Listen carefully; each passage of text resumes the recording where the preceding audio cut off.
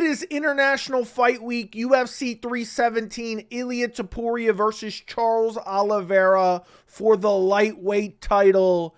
And I don't know if you guys have been feeling it, but there is absolutely no hype for UFC 317. There is no buzz for UFC 317. The UFC 317 press conference, which we're going to take a look at in a second, was a complete and utter abomination that fell flat, and Dana White felt like he was being held hostage there. And on top of that, I feel like a lot of people, mainly media members, are trying to push a false narrative that Ilia Topuria is some mega star. Don't get me wrong, he's a decent name in the sport, but people are acting like he's Conor McGregor level of stardom. And really, the evidence is not there. And recently, there's been some evidence of potentially Ilia Topuria buying followers on Instagram, which we'll talk about a little bit in this video. But I just really want to cover 317 because this isn't the International Fight Week I used to know of. I don't know about you guys, people who've been watching, for the last couple years, and that's it. International Fight Week used to have insane hype. Like, everyone wanted to tune into the weigh-ins. Everyone wanted to tune into the press conferences. There was mega hype around it. Dana was pushing it and promoting it everywhere. And now it just seems like just another card. And to be quite honest, I criticized UFC 317 coming in. I said, look, this is a decent pay-per-view. I'm excited for this pay-per-view. International Fight Week, Super Bowl of the UFC, it's not a great card. And even Islam Makhachev called it out, which we're going to get to. I'm going to show you that interview clip in a second. It almost inspired me to make this video, to be quite honest.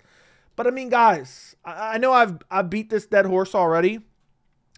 Is this the best card the UFC can offer for their biggest card of the year, their quote-unquote biggest card of the year? International Fight Week, this is it?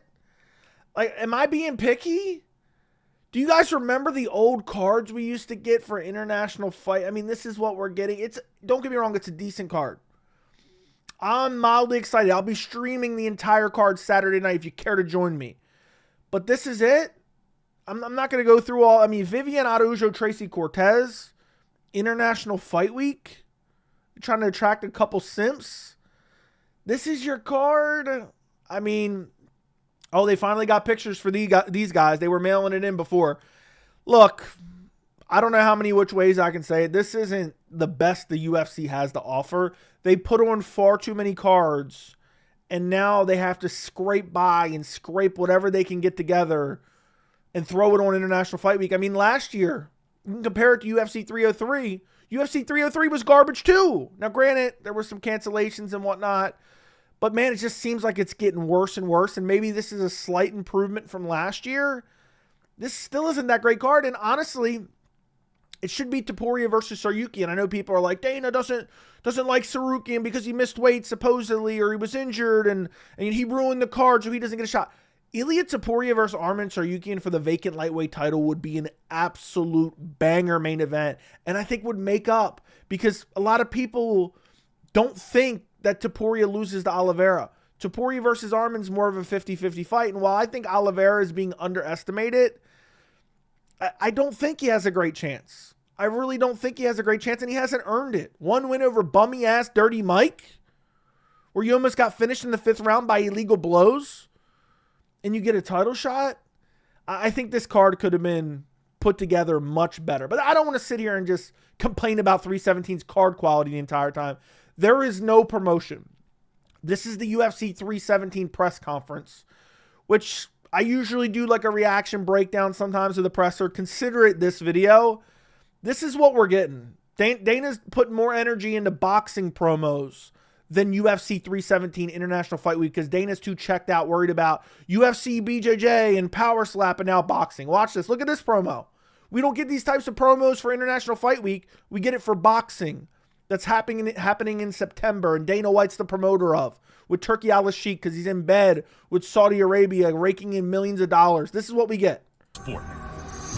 It is the literal imposition of one man's will on another. That's why boxing's biggest fights are massive cultural events. And when you get two of the greatest fighters who've ever lived, you're about to witness the best moment in sports. moment is now upon us.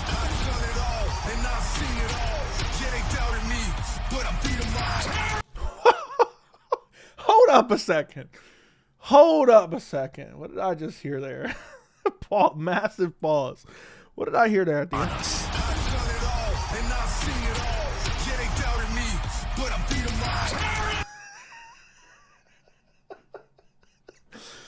Did anybody else just hear what I heard? I heard I'll beat them off. Anyway, look at the quality of that promo, okay? Look at the quality of that promo. I let it play, okay? I didn't want to interrupt it. Look at the quality of that promo. And they're playing this during the UFC 317 presser that we never get that much promotion for anymore. We never get that much promotion for any event, let alone even International Fight Week, supposed to be the biggest card of the year.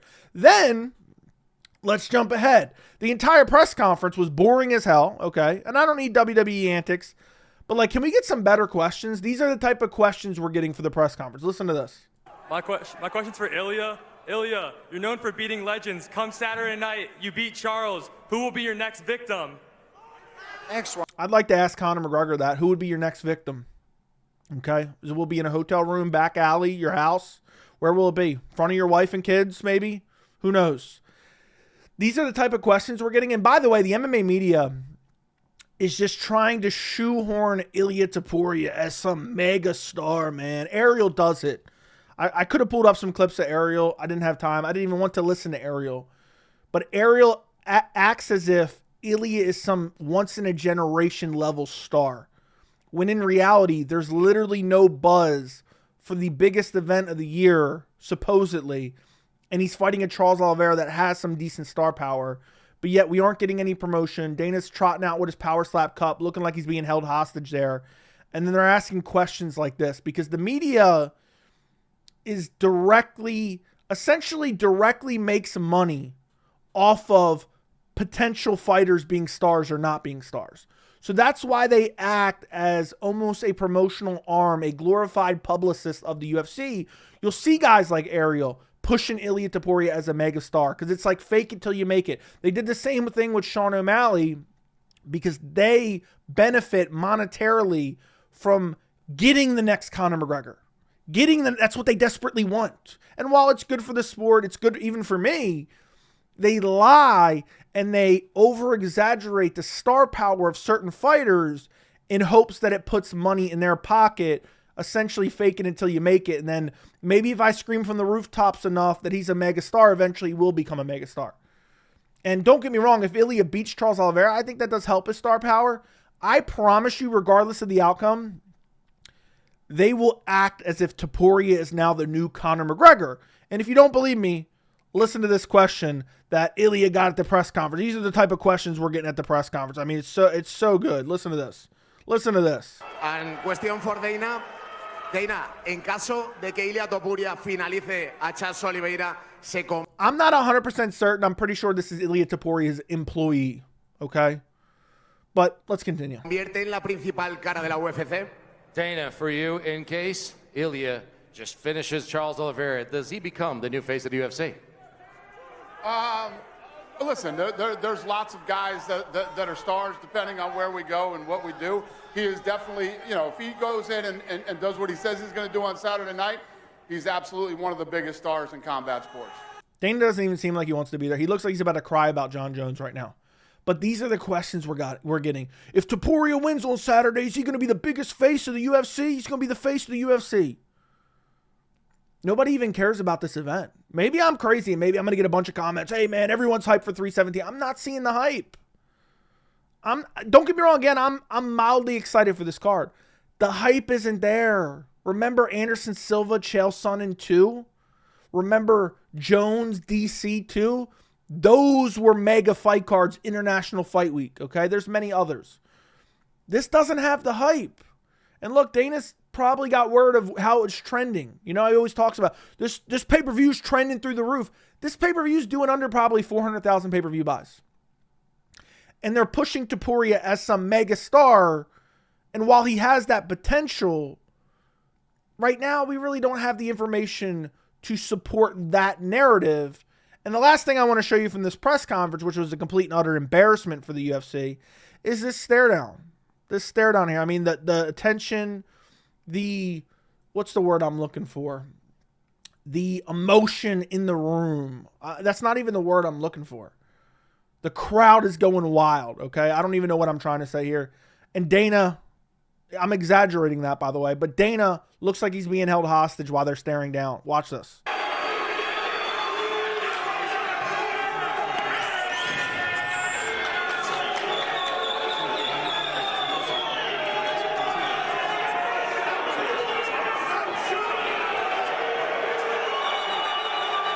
Dana's like, all right, can you guys finish this up? I got to go gamble with the Nelk boys. I got to go push some more boxing commercials and promos. Okay? The energy is what I was looking for. The energy in the room. Do you guys remember some international fight weeks or even other cards where the main event comes in and the energy in the room is fucking insane? That's how it used to be for International Fight Week. Like you were guaranteed, there's nothing here. It's kind of dead. I mean, there's somewhat. All right, boys, let's wrap this up. I got to go meet up with the Nelk boys. I wish I knew some of their names. I got to go meet up with the Nelk boys and gamble, boys. But anyway, Ilia Topuria, the mega superstar of the UFC. He's got 9.5 million Instagram followers. You guys know I don't support the claim that social media numbers are the end-all, be-all of star power. But there are some kind of things you can take away from them. But what's very interesting, I've recently seen pointed out on social media, and I went to verify for myself, Ilia Topuria has gained 1.3 million followers in the last week. I'm not buying it for 1 second. Almost 2 million followers in the last 30 days. I mean, this dude's supposed to be the face of the UFC. He's literally buying followers. Somebody else was posting online that basically in an audit of his followers, 53% of his followers are fake. Now, I don't know how legitimate that is, so that's why I'm not going to sit here and claim 100%. But look, there's no way that look at this. Monday, June 23rd, he gained 844,000 Instagram followers, 715 at the end there too. There's no way. I'm not buying that for 1 second. That is some way to elevate, I guess, his Instagram and have, oh my God, I'm such a big name. I got so many followers on Instagram because people like Ariel Helwani and other media members are like, man, look at his Instagram, man. He's got all these followers, man. He's such a mega star. Another thing I want to show you guys, because this really isn't all that important. I just wanted to include it in the video. Mega star, International Fight Week, no buzz, buying Instagram followers. Okay. Let's listen to a clip from a recent Islam Makhachev interview with MMA Junkie. He just threw this in at the end. And Islam is speaking facts here. Listen to this. In Dagestan, I honestly can't thank you enough for doing this. It means a lot to me, especially on this big international fight week. So I can't wait to hear what date you guys fight. I just feel bad, man. Nobody speak about international fight week. Nobody speak about main event. What is this, man? Please, let's promote a little bit, okay? Yeah. Do some work. You made your prediction 50-50 fight. Nobody is talking about International Fight Week. And don't get me wrong, that's obviously a bit of an exaggeration that nobody's talking about. Obviously, I'm here talking about it right now. The buzz is not there. I would be absolutely shocked. We'll never get the numbers. I would be shocked if UFC 317 does over 500,000 pay-per-view buys. I would be shocked that you don't hear Dana around bragging about, man, this pay-per-view is trending through the roof. No, and the card is so lackluster for the Super Bowl of the year for the UFC that people aren't really talking that much about it. They're not that hyped about it. It's not the fight people wanted to see. They wanted to see Islam versus Taporia. They wanted to see a DDP versus Khamzat Chimaev. That's what they wanted to see, or at least a crazy stacked card underneath these two guys, Taporia and Oliveira. But that's not what we get. That's not what we get at all. And I also want to cover a recent Ilia Topuria interview with Kevin Owley. I'm just throwing it all in, okay? Because Islam's here saying nobody cares about International Fight Week. Nobody cares about Taporia Oliveira. Let's see what Taporia recently had to say about Islam Makhachev. Listen to this.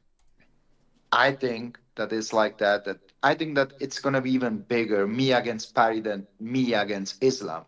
Because the one that no one gives a fuck about him, that's Islam. No one gives a fuck. Even in Dagestan, when he's fighting, the people goes to sleep and they watch his fight in the morning.